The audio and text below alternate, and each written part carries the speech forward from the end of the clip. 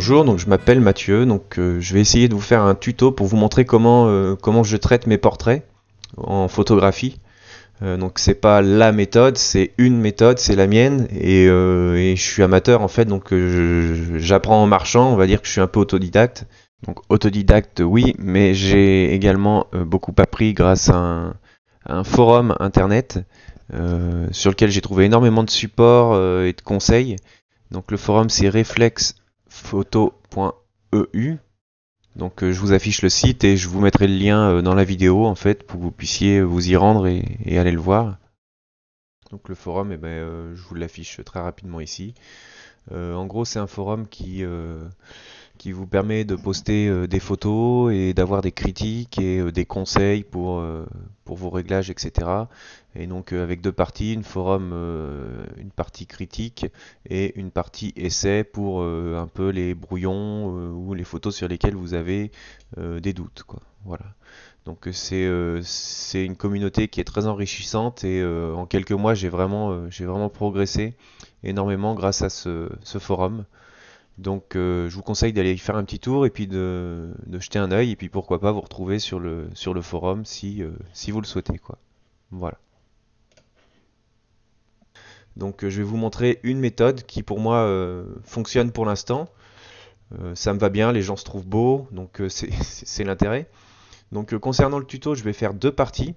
Donc il y aura une première partie où je vais faire une petite introduction et on verra l'installation d'un script dans Photoshop, puisqu'on aura besoin d'utiliser un script, on reviendra dessus tout à l'heure.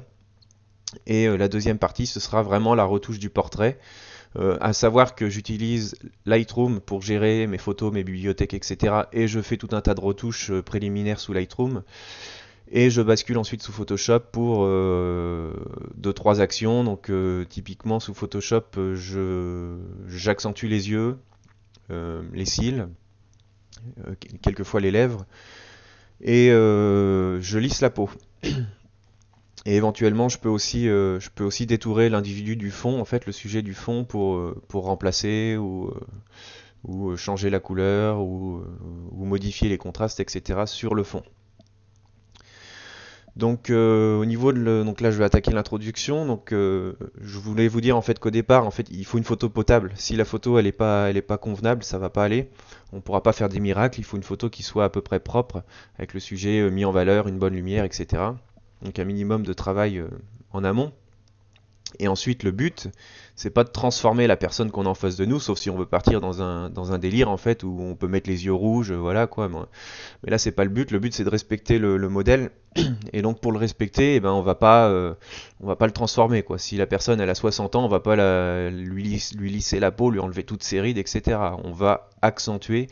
Il faut que ça reste modeste au niveau des réglages quoi.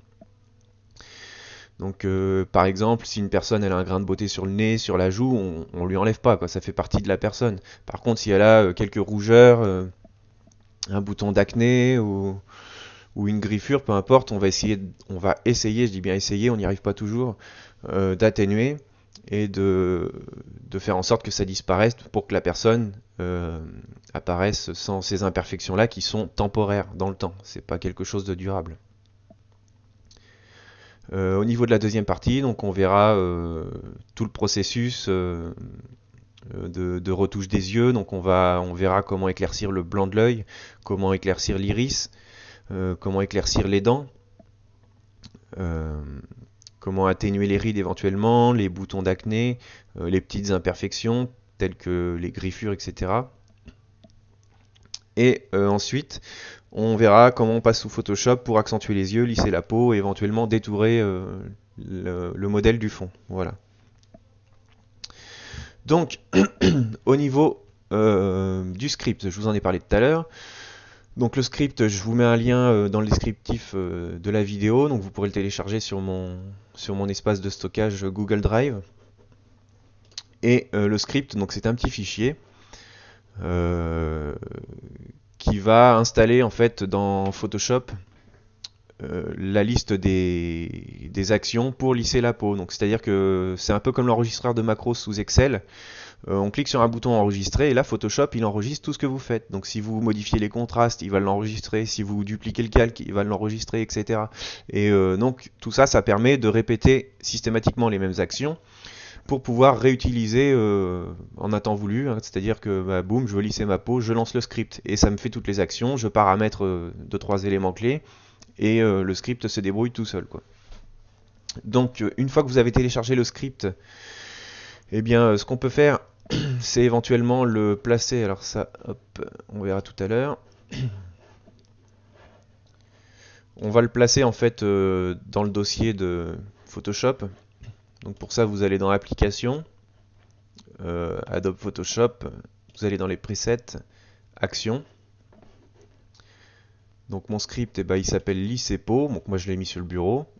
Tout simplement, bah, vous le faites glisser ici dans les actions et il vient s'installer. Ensuite, on double-clique dessus. Voilà. Et là, dans Photoshop, j'ai un dossier qui vient d'apparaître ici dans cette fenêtre et qui s'appelle lisser peau. Voilà. Et donc ici, on retrouve toutes les actions qui vont permettre d'arriver à un lissage de peau. On verra ça dans l'étape suivante, quoi. Voilà.